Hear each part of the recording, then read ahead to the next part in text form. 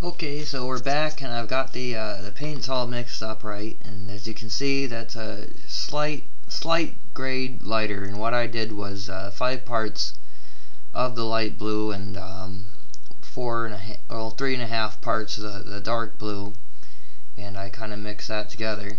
So as you can see, where's my finger? There it is. About right there, it's darker. Right there, it's lighter. Gotta stay in the light. And with watercolors, it's easy because you just go ahead and rinse your brush out under the sink here, and there's no oil-based crappy thinner cleanup things going on. So I'm gonna actually put this on the floor here, kind of on the floor, because I'll see the difference in the color here. And here's a technique that I want to show you. This is dried now. I let that dry for a little bit and played one of my favorite tunes.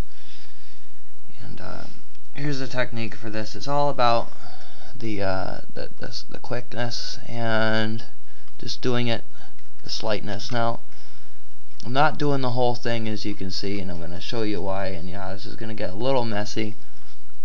And I'm only getting into little areas that I missed a little bit and just kind of putting it on over there slightly. And the reason for that is I'm going to go ahead and use my finger and mix this in.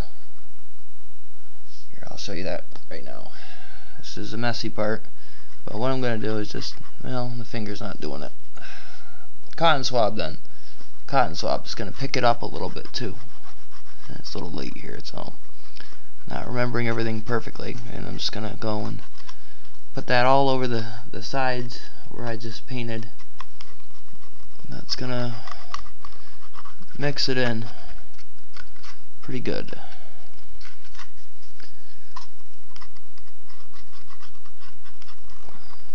Kind of zigzag a little bit up and down, whatever you fancy. You don't want it to look, I'm shaking, all one color here. As you can see, it's not all one color, it's a little bit different there, and that's getting pretty close already to what I'm actually going for, which is pretty neat.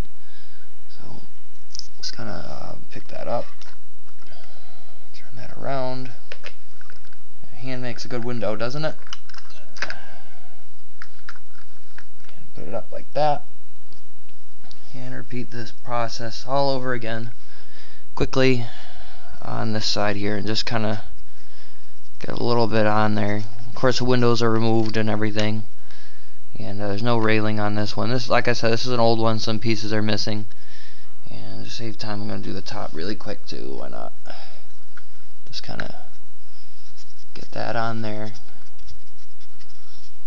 Grab a new cotton swab and just kind of do this all over again.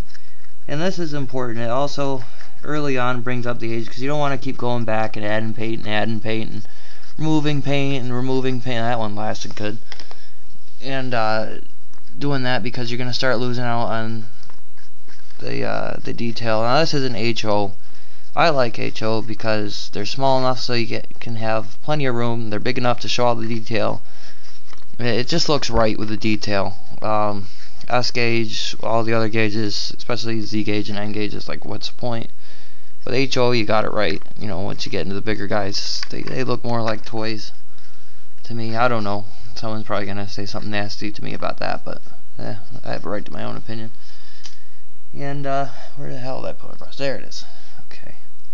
And just kind of turn it around a little bit. Also kind of dries a little bit faster when you're doing that, because you're picking the paint up pretty good. Just a light little bit. And just kind of get the nose and the front a little bit. And just kind of keep repeating the process here. That nose is going to be painted red anyway, so I don't really care if I lose the aging so much on that. And then under here, you're going to get the blacks and the rust and everything else in those areas. So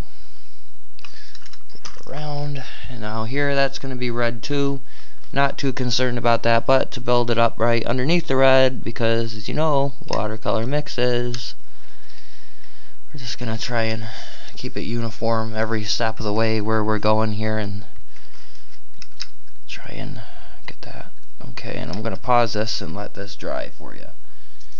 Not too bad, huh? A lot of people say, oh well, How do you do that? Oh my gosh, I can't believe it. You know, how did you do that, Jamie? Well, there you go. This is how. So, hope you like it.